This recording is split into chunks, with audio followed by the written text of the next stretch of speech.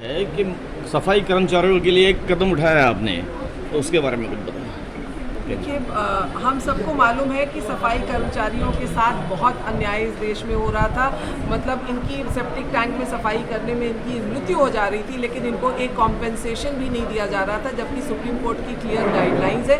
तो आज हम जो ये रणसमर फाउंडेशन एक हमारा चलता है, उसके तहत हमने आज ये मुहिम स्टार्ट करी है, इंडिया फॉर सफाई कर्मचारी, कि मतलब भारत जो है सफाई कर्मचारी के साथ है, सफाई कर्मचारी के परिवार के साथ है, सफाई कर्मचारी की विधवाओं के साथ है, कि उनको न्याय दिलाने का हमारी ड्यूटी बनती है। अगर डॉक्टर अंबेडकर ने एक संविधान बनाया और कहा कि देश सबके लिए है, तो इन विधवाओं के लिए जो हमारे साथ बैठी हैं, इनका भी उतना ही अधिकार है। इनके बच्चों ने स्कूल जाना बंद कर दिया, इनको खाना, बच्चों को पेट भरने के लिए इन्हें लाइन लगा के राशन लेना पड़ा। तो ऐसा क्यों? जब सुप्रीम कोर्ट ने कहा कि अगर किसी सफाई कर्मचारी की मृत्यु हो जाती है तो 10 लाख का कॉम्पेंसेशन दिया जाएगा। सुप्रीम कोर्ट ने कहा कि उनको नौकरियां दी जाएंगी, उनके बच्चों को स्कॉलरशिप दी जाएगी। तो क्या ये सब सिर्फ कॉपी और किताब में है? क्या ये सिर्फ कहने के लिए है? तो उसको सच्चाई में बदलने के लिए, कथनी और करनी में फ़र्क मिटाने के लिए इंडिया फॉर सफाई कर्मचारी आज हमने शुरू किया है। और जैसे इन दो महिलाओं को तीसरी बानी नहीं आ पाई है, इन विडोज़ को जो 10-10 लाख बॉम्बे हाई कोर्ट ने ऑर्डर दिया, जो रिट एडवोकेट शीशा सिंह ने फाइल करी, और उस रिट में हाई कोर्ट ने ऑर्डर किया कि इनको 10-10 लाख कॉम्पेंसेशन दिया जाए। और यही नहीं, अगली हियरिंग पे ये भी कहा कि ये क्या बाकी इन लोगों को क्या सुविधाएं देनी है। जज ने तो ये भी कहा कि वो पुलिस केस का क्या हुआ, अगर इन लोग की जानें गई तो उन जान लेने का जिम्मेदारी किसकी है, वो भी तो फिक्स होनी चाहिए। कि क्यों किसी गरीब आदमी को उसके 500 रुपये की लालच देके सेप्टिक टैंक में, मैं कहूँगी ये गैस चेंबर में उतारा गया, तो उसकी भी अकाउंटेबिलिटी हाई कोर्ट लेगा। तो आज जो है इंडिया फॉर सफाई कर्मचारी ये बनाया गया है, इसलिए ये लोगों को मैसेज देने के लिए कि ये भी हम और आप जैसे इंसान हैं, और इनको जो है अगर हर कोई वकील नहीं कर सकता, तो जवाबदारी है अच्छे वकीलों की कि बिना फीस के आप इन लोग के साथ खड़े होइए। क्योंकि जिसके पास 2 वक्त की रोटी नहीं है, वो वकील का पैसा कहाँ से देगा? तो वो काम अगर हम कर सकते हैं तो बाकी वकील भी कर सकते हैं। आप अगर 60% पैसा लेके काम फीस करते हैं, तो 20% केसेस या 40% केसेस तो आप फ्री में करिए, समाज के लिए करिए।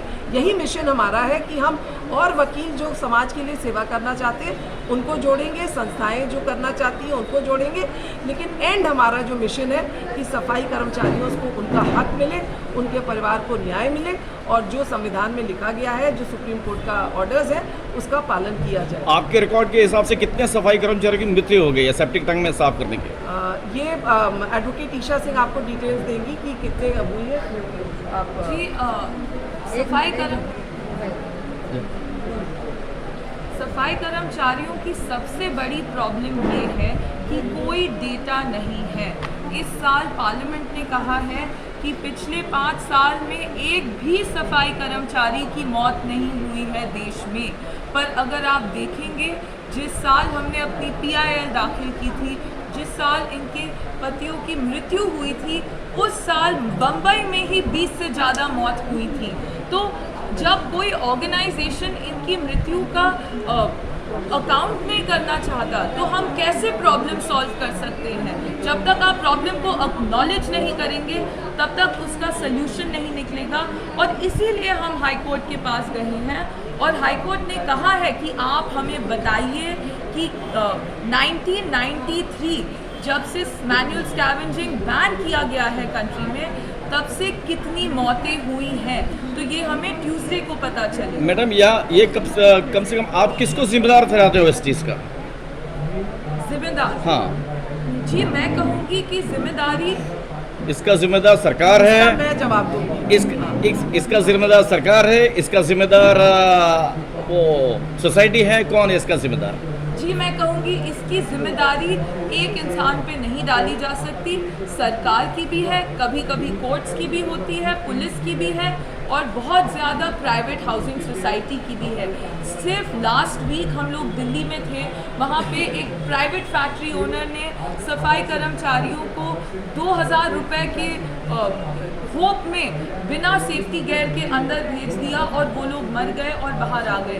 तो मैं कहूँगी जो प्राइवेट सोसाइटीज़ हैं उन पे भी अकाउंटेबिलिटी लगाई जाए, बट सबसे पहली जो हमने कोर्ट में भी कहा, सबसे बड़ी जिम्मेदारी तो फिर भी सरकार की ही है, क्योंकि स्ट्रिक्ट लायबिलिटी डॉक्ट्रिन होती है जिसके तहत अगर कुछ बैंड है तो उसका इम्प्लीमेंटेशन सरकार पर है, बैन का एनफोर्समेंट सरकार पर है।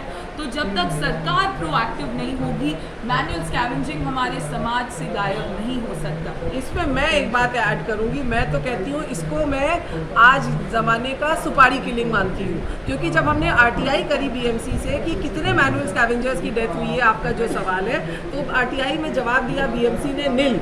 रामदास अठावले जो welfare minister, social justice minister हैं दिल्ली में, सर हिंदुस्तान में, उन्होंने राज्यसभा में कहा कि कोई मृत्यु नहीं हुई। क्यों?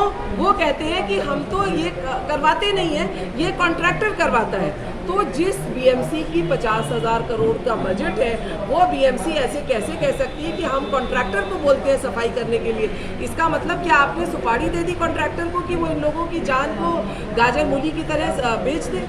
तो इसमें जो है मैं बीएमसी की जवाबदारी मानती हूँ, क्योंकि जब आपके पास हज़ारों करोड़ का फंड है तो आपके पास मशीनें क्यों नहीं है सेप्टिक टैंक साफ करने के लिए? क्यों सोसाइटीज़ को या किसी को आउटसोर्स करना पड़ता है? क्यों प्राइवेट लोगों को लगाया जाता है कि वो सेप्टिक टैंक साफ करें? ये काम बीएमसी का है, बीएमसी की जवाबदारी बनती है।